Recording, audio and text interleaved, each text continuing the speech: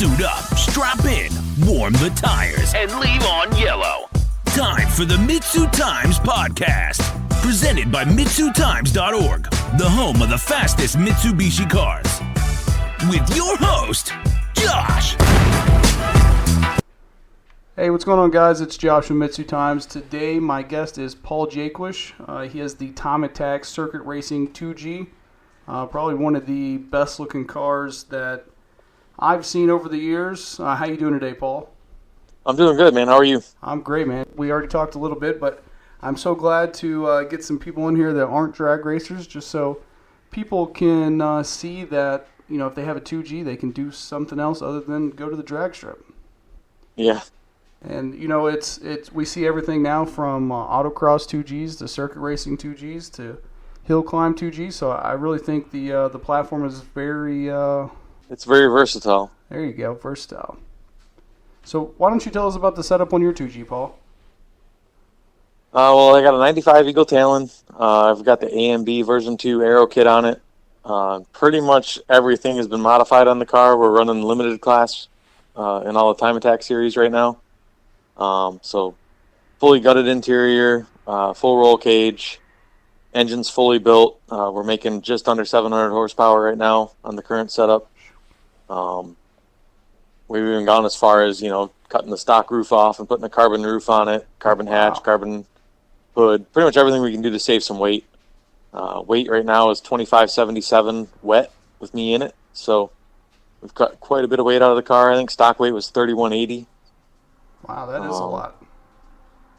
Yeah, just our big battle has been fighting reliability issues. This last year at COTA, we found our drivetrain limits. We started shearing teeth off of fourth gear, and we sheared a transfer case in half and broke a drive shaft. We had all kinds of issues, and they were all mid-pull, like fourth gear, at 160 mile an hour or so. That's not when you want to have breakages. No, it made for an exciting ride, I guess. But hopefully this year we'll get those all sorted and keep putting fast times down. Heck yeah. We've got some good representation out there at COTA, so I'd love to see it. Yeah, we're trying. We're going to skip it this year. I'm doing a couple local races, and I'm going up to Michigan for a race up there. Okay. Just trying to work on the reliability of the car before we go back to COTA. Gotcha. We've gone the last 2 years and had catastrophic failures both years and never really got a chance to put a good time down. So try to get it started. Paul, what is it that got you into circuit racing as opposed to, you know, the usual person buys DSM, takes it to the drag strip, and, you know, same old story? I've done a little bit of everything with the DSMs. This is my 8th one that I've owned. I got started in DSMs in about 2003.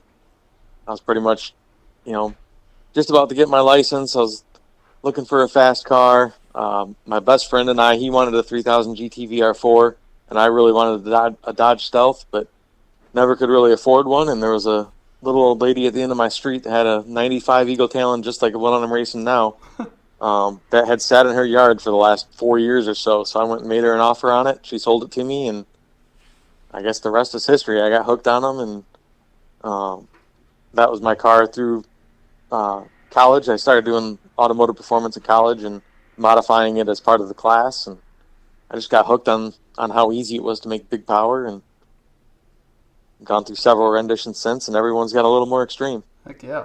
So that first 2G that you started out with, did you just use that for everything? You did some drag racing, you did some circuit racing with that? Yeah, I was young. I did a lot of street racing with that one. Just kind of messing around in college. You know, it was our college test mule, if you will. So our instructor would teach us a lesson on turbochargers, and then they would order a bunch of parts, and I'm the only one in the class that's got a turbocharged car. Well, let's throw them on my car and kind of go from there. So it was a good learning experience. I got rid of that one when I went into the military. My first station was in California, and I hated that I got rid of it, so I went and bought a 95 Eclipse GSX, and it had a 16G turbo in it. Started modifying it and got into the drag race scene a lot.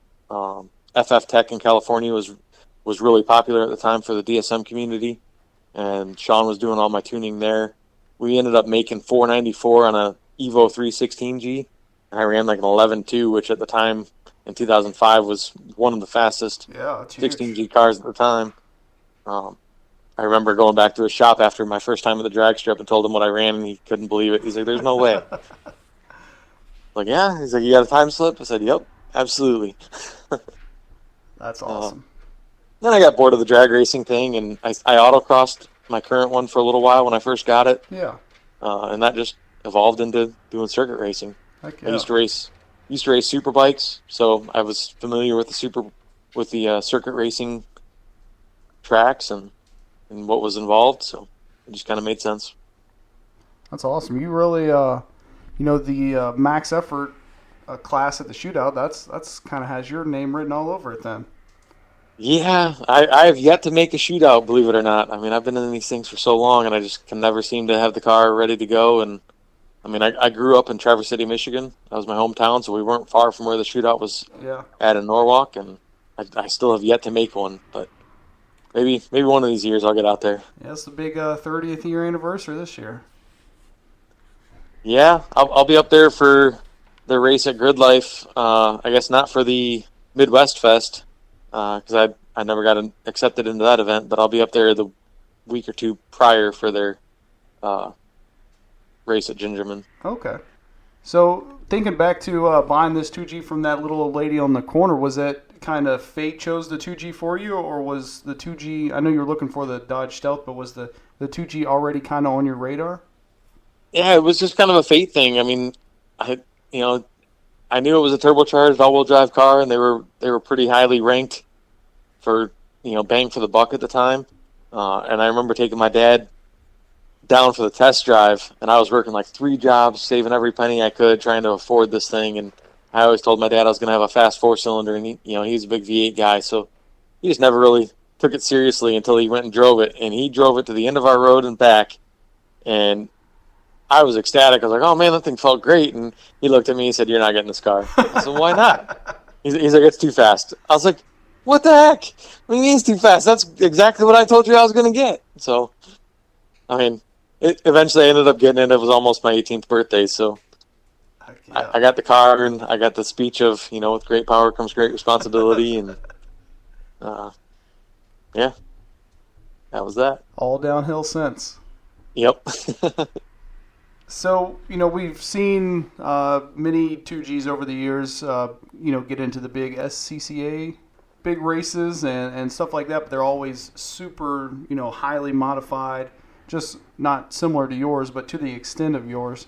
So, if I have a 2G and I'm looking to get into circuit racing, what are the strengths and weaknesses of my 2G that I'm going to be needing to prepare for when I get out on the track? So if you're running a 2G with the all-wheel drive, definitely grip is your friend. They handle really well. They tend to understeer inherently, but it's pretty easily tuned out. You can run a larger rear sway bar to help the car rotate a little bit. I'd say the biggest weaknesses of the 2G with any 4G is oiling. I've gone through so many motors just starving the oil pickup under high G loads. Yeah. So I run an AccuSump now, which seems to help. Ultimately, a dry sump is the fix-all, but man, they're expensive. So, you can get around it running an AccuSump and a little extra oil. But yeah, handling and grip and power. I mean, it's easy to make power in the 4G to outpower pretty much anything else out there. At COTA last year in practice, we were running 195 miles an hour on the back straightaway, which was wow. I believe it was faster than any other car there, including the winners of the event. So we just couldn't keep it together to put a lap down. Mm-hmm. That's the old 2G, or I should say DSM in general, the old the Achilles heel of the DSM coming back to get you. Yep. Yeah. So let's talk about the car that you have now. What was this car like when you bought it? So when I got it, it had some Frankenstein turbo setup in it. I can't remember what the specs were of it. It was like a GT30 range turbo. And he had it set up on DSM Link. It wasn't professionally tuned or anything, but it ran decent. It worked for me for about 3 weeks and chucked a rod. So obviously something wasn't quite right with the tuning on it. At that point, I had a 98 Eclipse GSX as well that I was just trying to set up with a race engine for like a street car. I pulled the engine out of it. It had a lot of strut tower rot, which is notorious in the 2Gs. Yeah. I pulled the engine out of it, put it in this current car that I'm racing now, and basically started from the ground up, just prepping it. I finally got a hold of the A&B Aero kit, which I think I was on the list for that since like 2005 when he released the V1 kit. But I was in the military and was deployed when they did the buy for that, so I missed out on my opportunity. But it needed some work. I mean, the body was in decent shape. It didn't have any rust, which was a big plus coming from the one that I was getting rid of. But it maybe made 380, maybe 400 horsepower at the wheels on the turbo setup it had. Okay.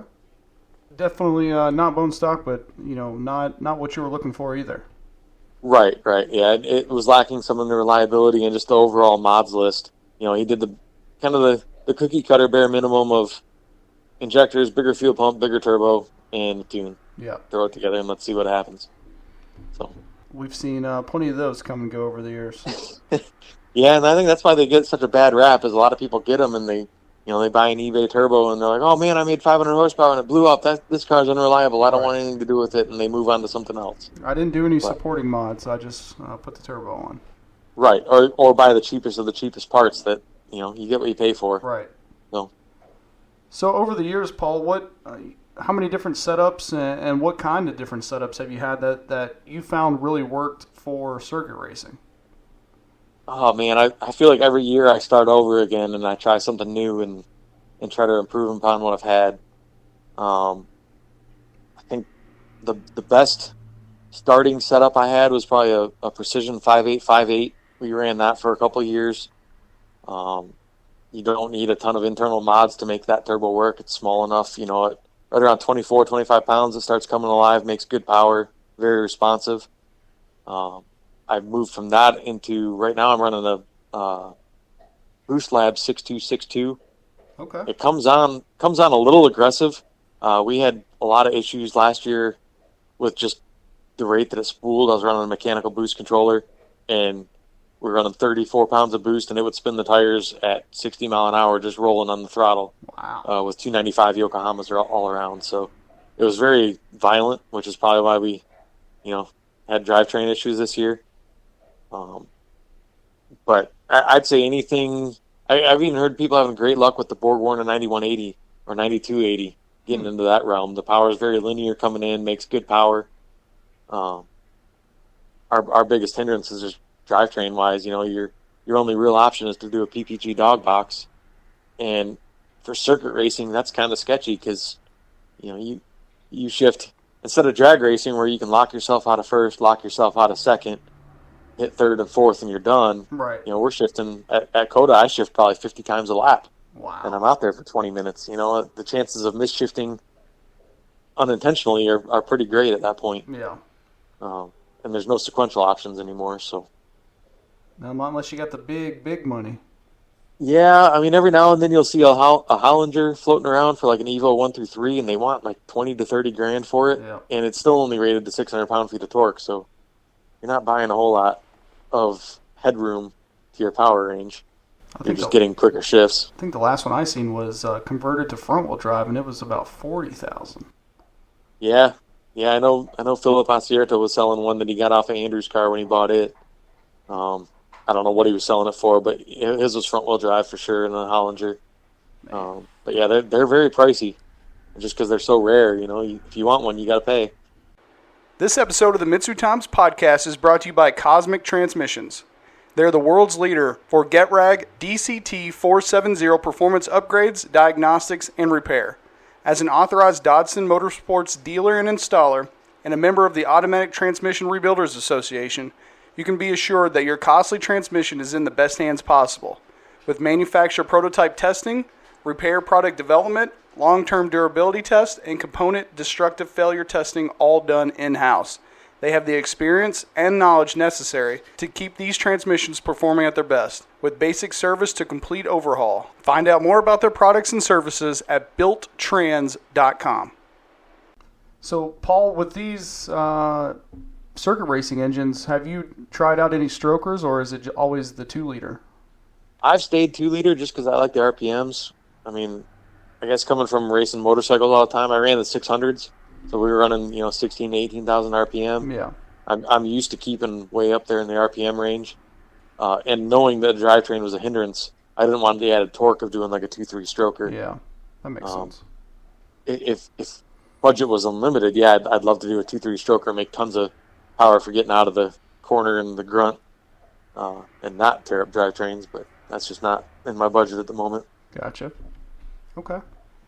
I've always been curious, people go back and forth in drag racing whether the stroker's better or staying with the 2-liter. So I've always wondered if there is a platform or a method of racing that the stroker really shines.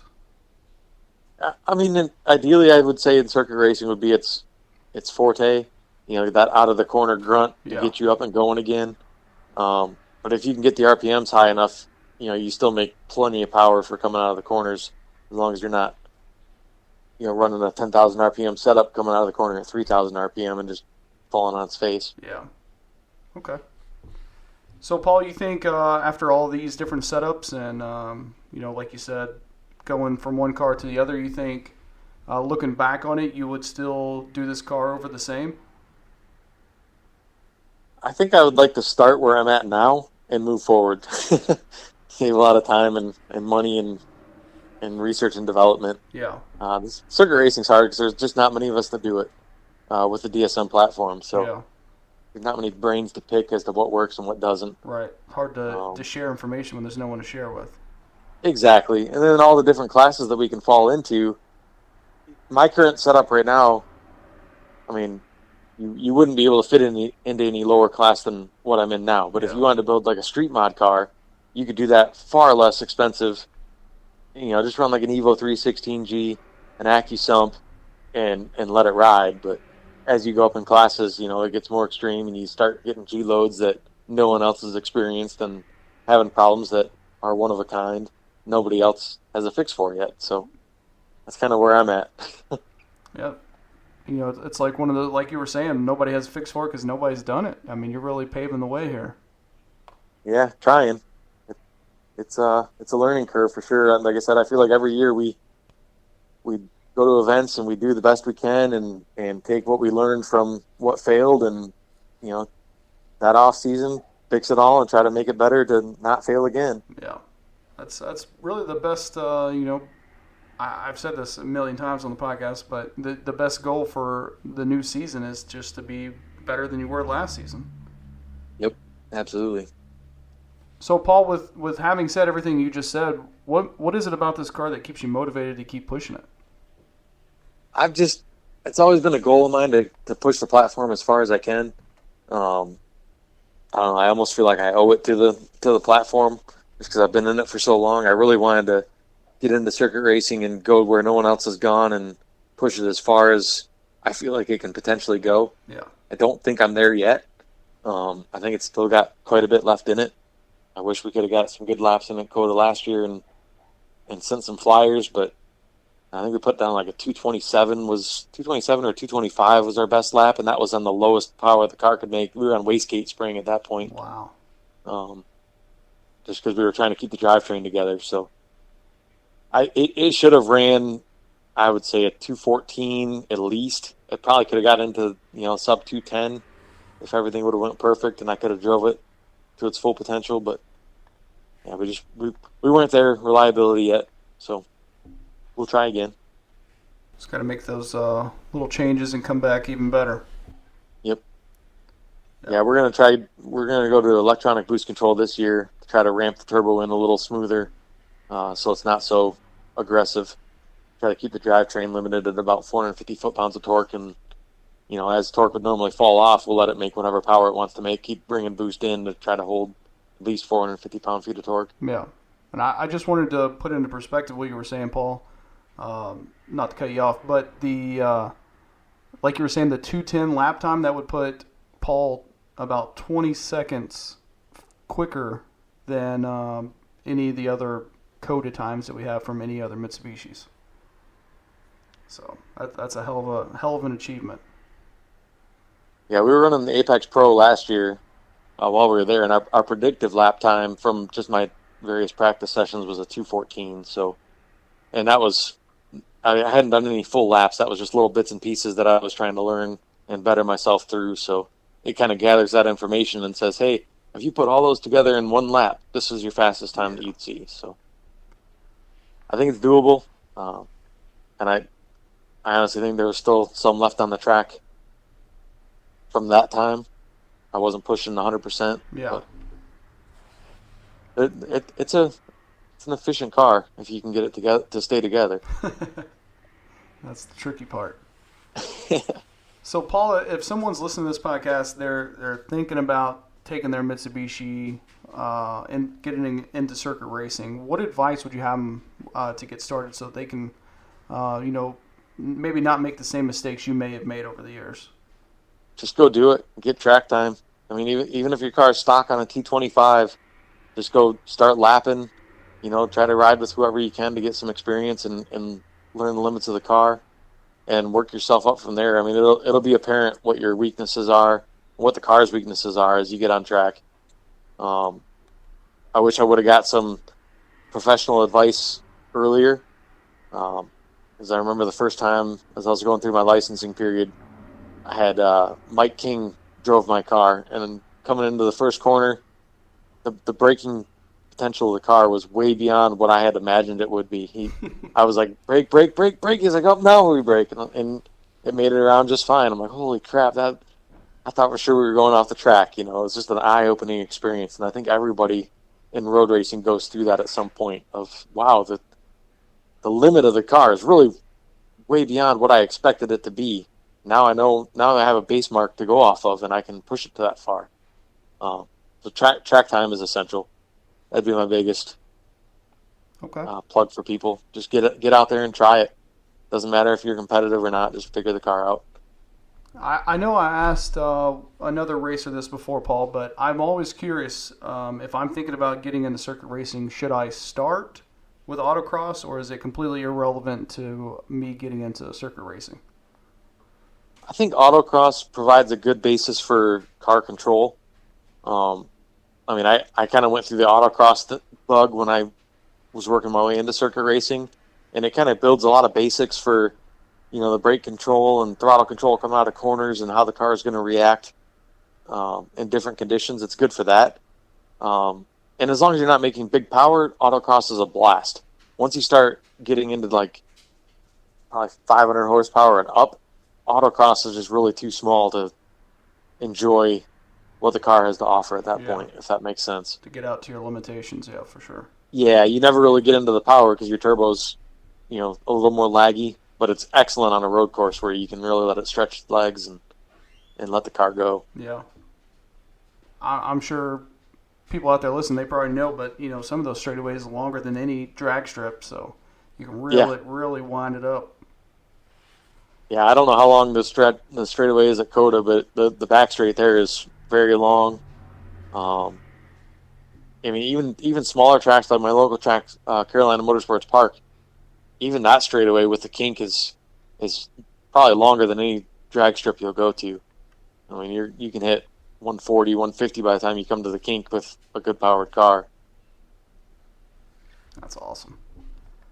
So, Paul, we already know this isn't your first Mitsubishi powered car. Do you want to talk about any of the other cars you had over the years? I mean, this one's definitely the most extreme. I think the one that I had in California really paved the way for me to push to this point. Okay. Because the very first one that I had, we did minor mods, like I said, when I was in college and whatnot. When I got into California and started getting into the street race scene and the drag race scene at Infineon Raceway, I really started pushing the power of the car and what it was capable of.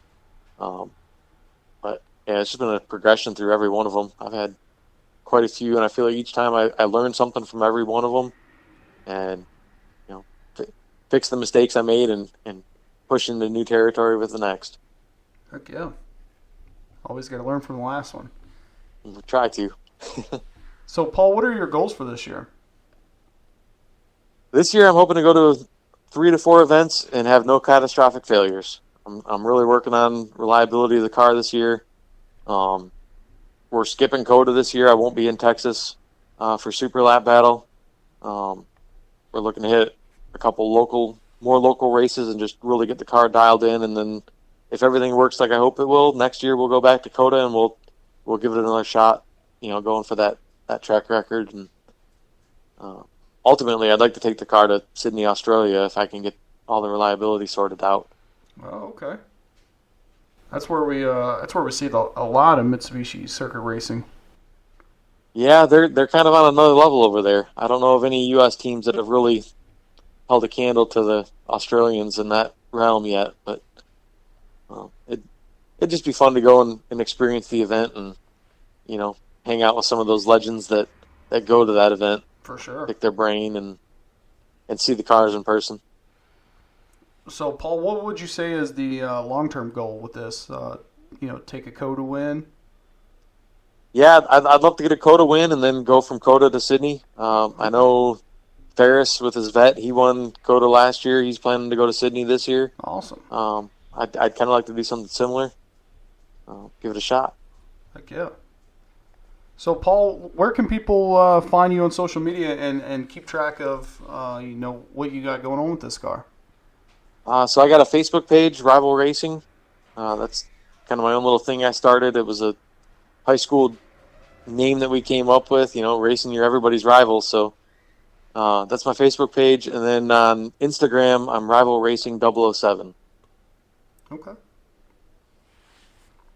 All right. Finally, Paul, always give people a chance to give a shout out or a thanks to anybody, that has helped them get their car where it is or helped them get where they are. Is there anybody that you want to give a shout out to? Yeah, I mean, first and foremost, my wife, she puts up with me putting just countless hours and time into this thing.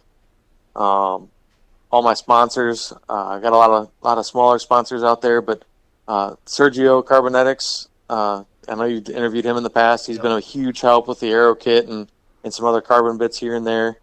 G-Lock brakes, they've been excellent. I'm on a couple forum groups. There's an A and B page, so like Philip Asierto, Kevin Kovac, Garrett Mealing, and Roger, they've been a ton of knowledge. I always reach out to those guys when I need help. And Jesse, with his Eclipse, you've interviewed him in the past too. Him and I talk a lot and bounce ideas off each other, trying to help each other push to that next level. Awesome. Those are big shout outs to those guys. All right, Paul. Well, I appreciate you coming on. I'm hope that we can get some people out there and get them to the track and get them to try this out, so maybe they can get hooked and maybe they can see you out there on the track. Definitely. Oh, and one more shout out for my crew chief Eric Dixon. He's got Progressive Motions. He's starting his own wiring company. He's helped me countless hours. I can't even tell you how much that guy's done for me, but he's been a huge help. I got to give him a shout out. Heck yeah, good. Glad you got a good team. Yeah, I mean that's what makes the dream work, right? Heck Teamwork yeah. makes the dream work. Can't do it by myself, even though I try. That's for sure. Oh. So it's impossible to be a one-man team these days. Yeah, for sure. All right, Paul. Well, thanks again for coming on, and I hope to see an update from you soon. Yeah, thanks for having me, man. I appreciate it. Thank you. Absolutely. Have a good one. All right, you too. Thank you for listening to the MitsuTimes podcast. Check out our Instagram and Facebook for daily updates. Get added to our list by going to MitsuTimes.org and clicking Submit a Slip. Thank you to all of our sponsors.